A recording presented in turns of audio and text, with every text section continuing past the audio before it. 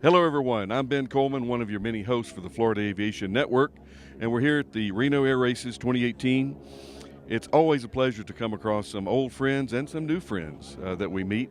I think your name is Mr. McNeely, Gene McNeely. and we have Mr. Greg McNeely. Greg McNeely. How you doing? Greg and Gene is and father-son team, and I just want to develop a little bit. Greg, you fly for FedEx. Yes, sir.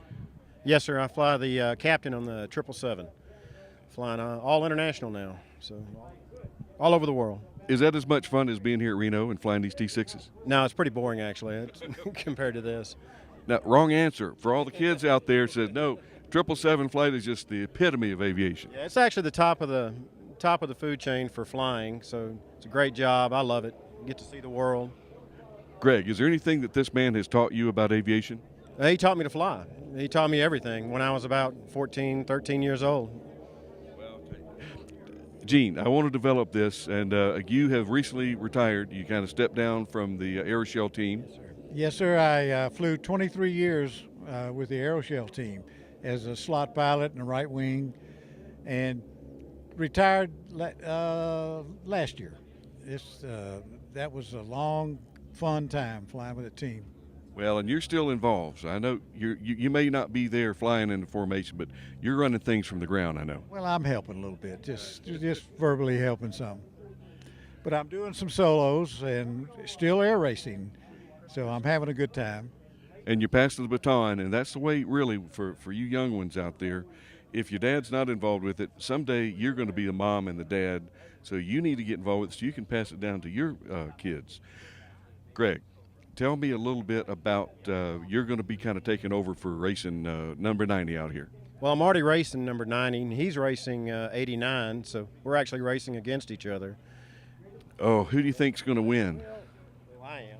Well, I told him. You did get that from your dad. I told him if you pass me, he loses his inheritance. So, but I don't think that's helping anything. His inheritance isn't very much.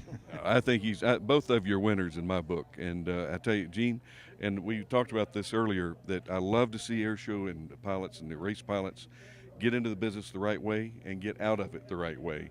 And you're going out. Well, you're really not going out. You're just kind of changing your role a little bit. This is my third retirement, really. So I'm gonna see if I can do better at this one.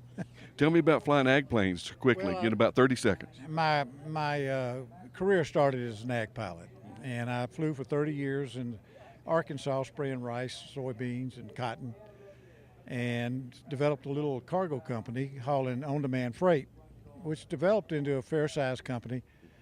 And my kids didn't want it. They wanted to fly the big iron, so I sold it, moved to Florida, joined the team, been on the team for 23 years. That's great. And I know that you may not have wanted the company, but have you ever had any afterthoughts, Greg?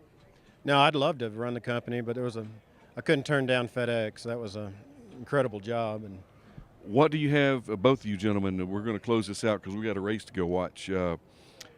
For the young ones, age 8, 10, 12, what would you recommend that they would do to get in and kind of enjoy this this passion that we share?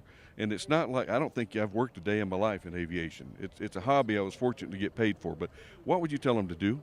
well, I would go to their local airport, whatever's close by, and go talk to the people flying there, ask them what they need to do to get their pilot's license, do good in school, and that's what I would do, go to their local airport. Good, and it's our job to make sure the local airport knows how to receive them rather than, hey, kid, don't touch that. Get away from here. I agree, and aviation can, from the other side, you can make good grades and let the military buy all your gas and training. It's a great program, so there's many ways to get into aviation. And Gene, it's not taking advantage of the military because you're there doing a service for them. Service to your country, yeah. And that's why the payback is the experience that you get. They can't take that away from you. Right, I agree, 100%. Well, gentlemen, I tell you, I know you're busy. Thank you. Thank you very much. No, thank you guys, Yes, thank you very much. Thank and always. And you guys have fun out there, and don't get tangled up, okay? Okay. All right. Safety first. Safety. All right, we're going to sign this one off, and we're going to talk again here in a few minutes to Thank you another so group of much. guys. Thank you so much. I appreciate it, Ben. No, thank you, man. All right. Okay, that's a wrap.